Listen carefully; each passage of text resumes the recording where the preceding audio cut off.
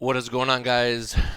Joey Franzo here with Flex Training Systems. We are about 4 weeks out exactly from Raw Nationals. Let me double check that. 1, 2, 3, 4 weeks out exactly. Crazy that I will be there in less than a month. And we got a lot of people prepping. We got a lot of people pushing hard for this meet.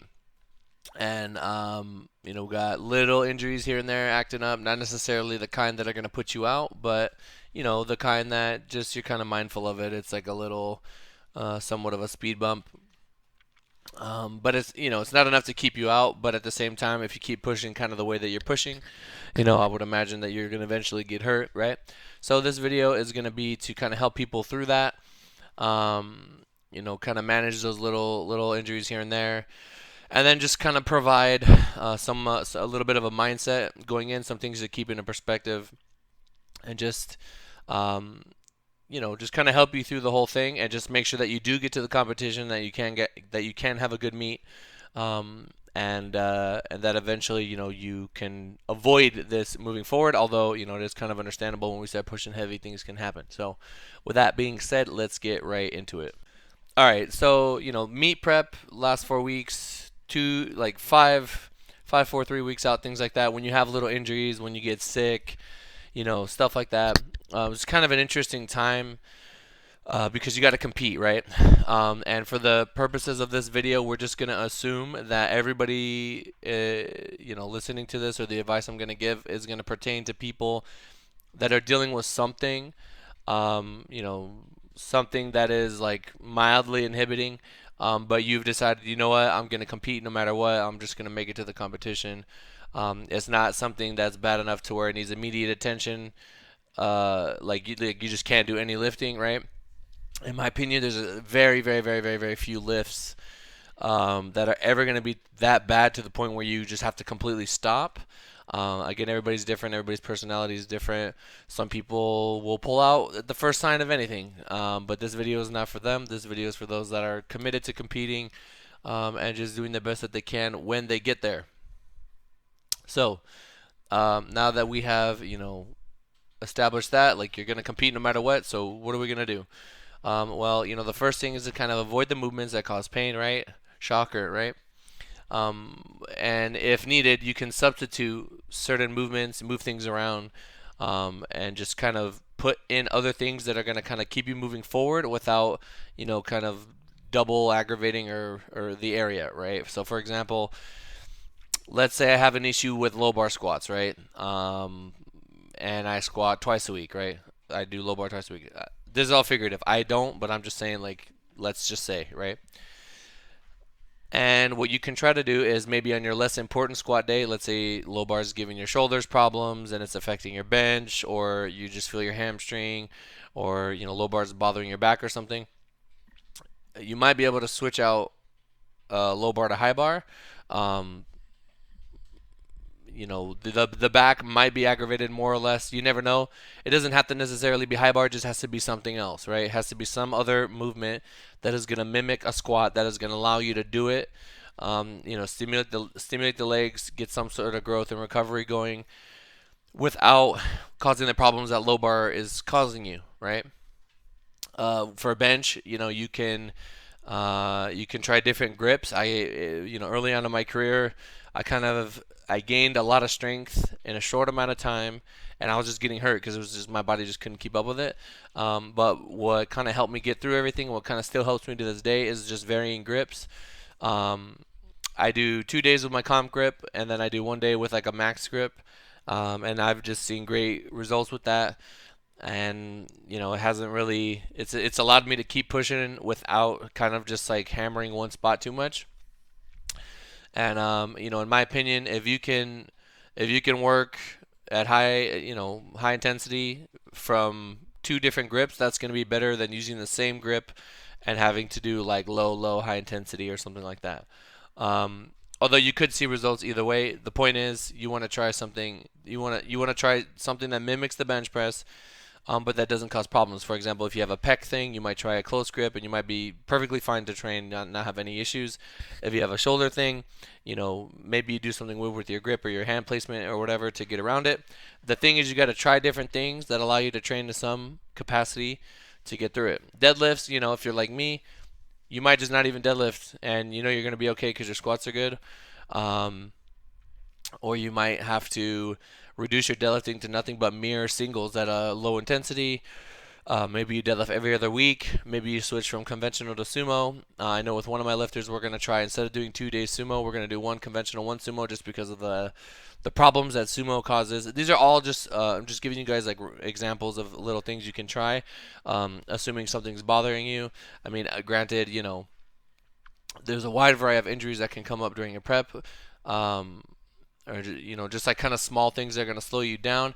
I have one lifter that was talking about her forearm was bothering her, and I told her, your forearm is not a main mover, right? It's not a glute, it's not a tricep, it's not a pec, it's not a hamstring, it's not a quad or anything like that.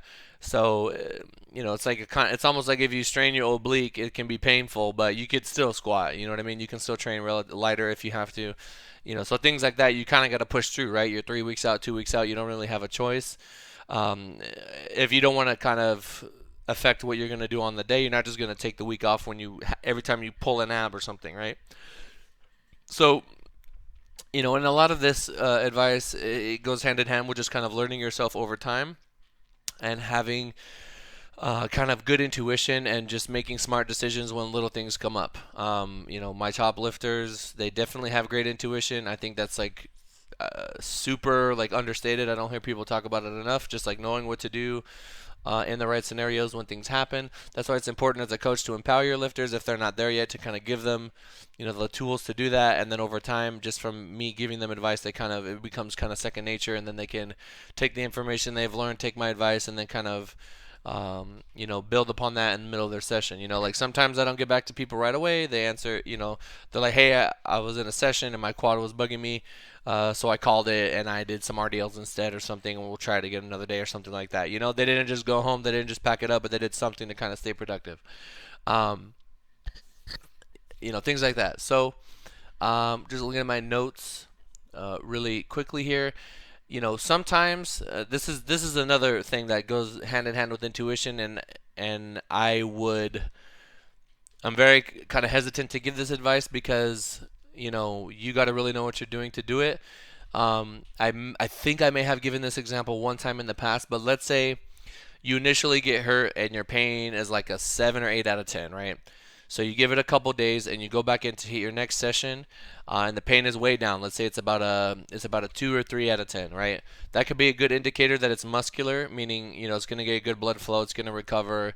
We're training our muscles to recover all the time through training, so muscles are super resilient, and like I said, great blood flow. If you rest, recover, sleep, and all that stuff's going to heal up. So you go back into the session and you're about a 3 or 4 out of 10. So it's not completely gone. It's still kind of there, but you're able to train. You can't go as heavy as you want. You can't push with full force, but you are able to just do like a modified workout. Maybe you're using 50 pounds less than what you were going to use or whatever, right? Let's say at the end of that session, that 3 goes up to about a 5, right? So you pissed it off a little bit. It's getting, it's kind of aggravated, but you didn't push it enough to where you left that session and you were at that rating, like an 8 in terms of pain, the first session. I think in many, many, many cases, it is going to be more beneficial to push a 3 to a 5, give it some days, and it'll be pretty much gone or back down to a 2 or something, than to just not train at all. The reason for that is you're stimulating blood flow, you're creating, movement in the area, you're heating things up, you're just facilitating the recovery process by getting some movement in, by doing the lift to a lighter capacity.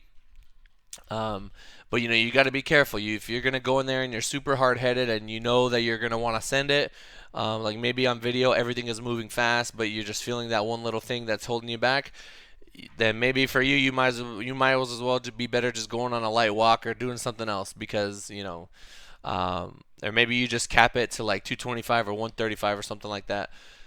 You got to know this. Your personality plays a lot into it, but I can't tell you the amount of times I've gone into the gym, I've aggravated an injury a little bit, nothing crazy, just like it's getting kind of pissed off because I'm moving around, and then I feel dramatically better 48 hours later. I highly doubt, it's not even that I highly doubt. It's in the past. There's been times when I've just taken time off, and it just feels like shit. It just doesn't get any better. You know what I mean? So, I mean that's kind of hit or miss. That's kind of you gotta know your body really well. You gotta know what you're doing. But stimulating recovery through the movement itself can be very very useful. And also you can't be afraid to cut your losses and skip a session, right? If it's just too much, you gotta just switch. You have to switch gears. You can't let it bother you. You just gotta be like, all right, I don't have it today. I'm not feeling my best. I'm gonna just call it. You gotta know what days to give up, what movements to give up, and what things to substitute. You can make smart substitutions and actually be better, versus just trying to push through or whatever. So it's about being smart and using your intelligence to get ahead rather than just being a bull. I think part of the reason in this generation, 2019 powerlifting, right? We have so much good information out there. We have a lot of smart people, lifting. We have coaching is way better, and we're seeing lifters, for 5 6 years, last couple of years, just like really pushing limits, really reaching new heights, and just really doing great things. And part of that is because being smart, they're just being smarter. They're not, there's like this old school hardcore mentality where you just fucking go in and you don't be a bitch. And like, if you don't know what you're doing and you're just trying to force things, like, yeah, I mean, you'll probably get strong, but you're also going to have a very short lived career. So it's just about being smart. It's not even about, has nothing to do with being tough or not. It's about like, it means more to me, and I will respect a lifter more if they go in, they recognize there's a problem, and they adjust, call the audible based on the issue, um, rather than like just try to force it and they fucking snap their shit or whatever. You know what I mean? Part of that comes with experience and learning, but you guys get what I'm saying. So you gotta know when to cut your losses. We already talked about subbing movements. So one other thing I didn't mention was sometimes, like, let's say you have knee pain, right, knee, front of your knees or whatever, just from like it's closer you get to prep, you're going to be doing a lot more heavier weights. You might want to swap out your heels for flats, just to give those certain areas. It's like a very small change, right? But it's enough of a change where you can still train. Um, you know, you might not be as strong making a change or whatever, but at least you're giving that area a break, and you can still train the lift to some capacity without aggravating an injury. Sometimes all it takes is a little change like that. You move your grip out like a half an inch, and you don't have the problem that you're having or whatever. So, we kind of talked about some of the physical aspects, very broad general advice there. Now we're gonna get into some mental tips. Really quickly, I forgot one thing. Just all of this, everything I'm talking about, just make sure that your mental tips, or sorry, not your mental tips, your recovery is on point. Make sure your recovery is on point. Like, if your recovery is not on point, forget everything I'm saying. Handle that first. None of this stuff is really gonna do anything if you're not, doing everything that you need to do to make sure that you're recovering. So, um, yeah, sleep, eat, all that good stuff. That's stuff I talk about every video. So mentally, it can be tough to deal with these things, especially if you've gone through it the first time. But you got to understand that it is temporary, and that because we are in this time where we're close to competition, 5 weeks, 4 weeks, 3 weeks, 2 weeks out, the deload is coming, right? For example, typically with my guys around 20 to 10 days out, depending on the situation, I'll start to dial things back. We're not doing nearly as much work as before. Weights are lighter, and we're just kind of chilling. They're not always lighter, but they can be if they need to be. And uh, you know, once you kind of, like, let's say you get hurt and it's like the very last session, and you're taking 3 days off before you compete or whatever, you're gonna be good to go by meet day, and you gotta just like trust in that super compensation, trust in that like recovery, and just know that you're gonna be better on the day. Um, and also this is a community sport, right? There's obviously a lot of other lifters out looking at each other and shit like that. you got to understand that other lifters are going through this too. And if you're in any type of competitive competition where you care about doing well, it's going to oftentimes come down to the lifter who's going to do it better when the going gets tough. Um, so let's say you have two lifters that are equally matched. Both of them are dealing with, these kind of issues. The lifter that's gonna make the right movement substitutions, that's gonna cut workouts when he needs to cut workouts to allow recovery to happen. The one that's gonna be smart, not push things he's not supposed to, make sure that everything's on point. That guy's gonna get ahead, versus the guy that's just trying to fucking force shit. You get what I'm saying? Um, so this can be a way of getting ahead. This can be a way of just staying ahead of your competition. You just have to make sure that you're doing what it takes. Even more so when you do hit a little speed bump and you have to call audible. So you shouldn't feel guilty either. You should not feel guilty, doing this, making these adjustments, skipping a day, calling a workout early, doing whatever you have to do. Sometimes things happen. Sometimes you might get ahead of something. Life might get in the way. You never know. You can't feel guilty about it. You got to be like, you know what? It's all about making decisions that are going to make me better. And at some point, it may be that going in and hitting your regularly scheduled heavy single is not going to make you better. So you just have to, like, maybe just cut that out and your whole workout, is kind of salvaged not pushing it like that.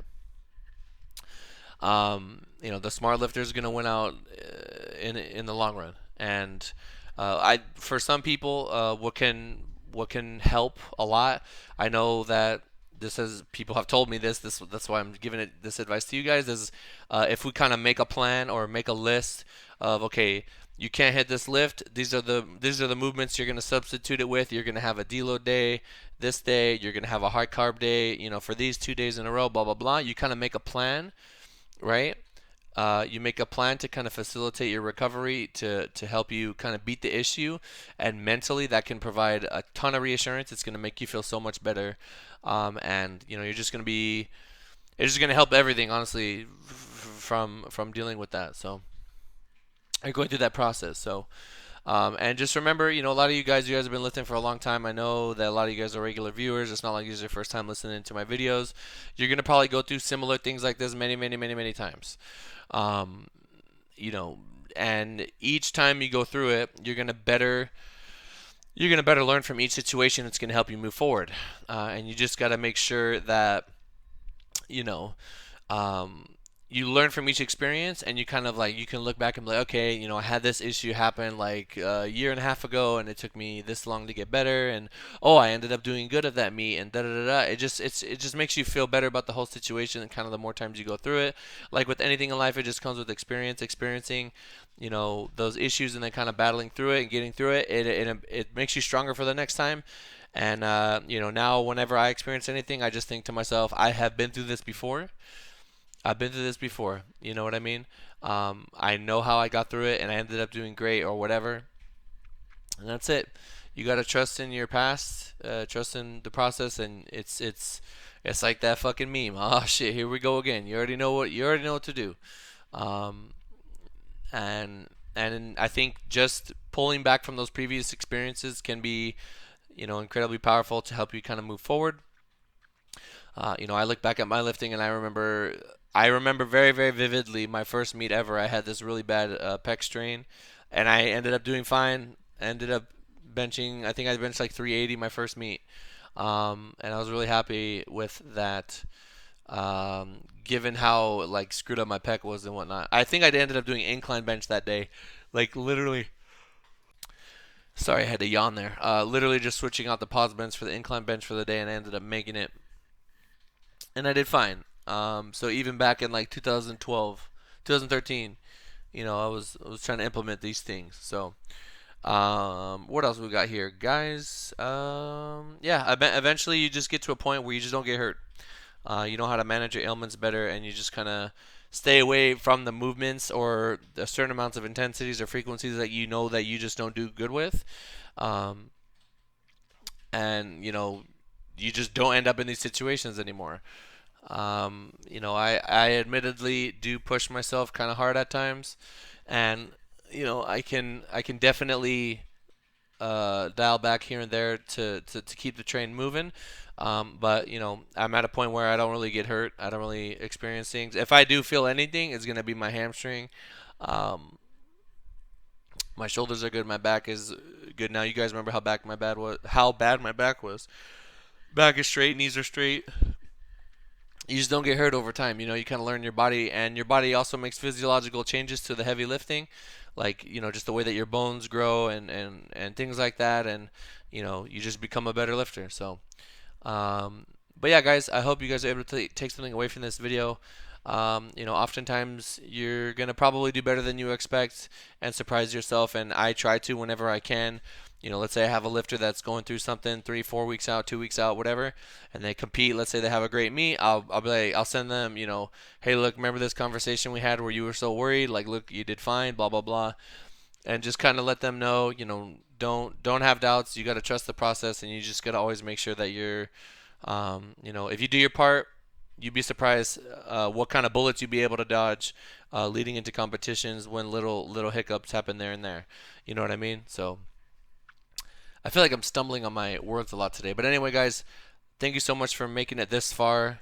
Um, let me get a hashtag years of work in the comments below. Years of work in the comments below. If you guys would like to pop into the stream, watch me lift, watch me play some games, ask me questions regarding lifting or anything like that, you guys can find me in the link below. That is my Twitch. It's Twitch TV/Joeyallmight. I originally started.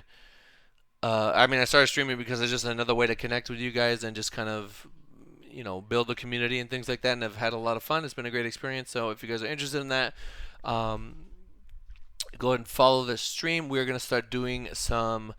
I wanted to do like a lifting fails thing where I just like, let's say I'm warming up for a game or something. We'll throw on like 30 minutes of just lifting, and we'll just kind of look at it together and laugh and whatnot. But I do want to do some live coaches corners. I want to do my podcast on there and all that. Also, guys, we got the flex competition tees are going to be here really soon. Regular flex gear is going to be here really soon. Sweaters, all of that stuff. You guys will see me post it everywhere when it's out. I know you guys have been waiting. It's been like almost a year since I dropped them last, just with like getting the new house and moving and all that stuff. This year's been really crazy. But yeah, it's coming. I appreciate each and every one of you guys, and I'm going to see you in a month. And if I don't see you in a month, maybe I'll see you on stream. Maybe I'll see you in the next video. Appreciate you guys, and I'll talk to you in the next one. Peace.